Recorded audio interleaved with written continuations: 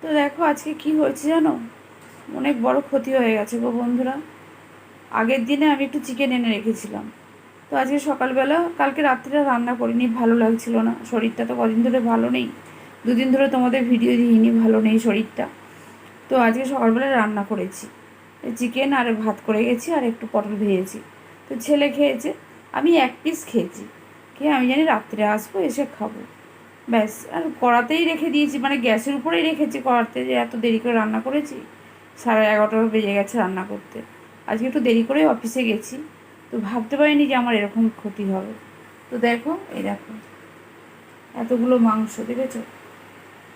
এতগুলো মাংস সব খারাপ হয়ে গেছে, খাওয়াই যাবে না, এত গন্ধ হয়ে গেছে।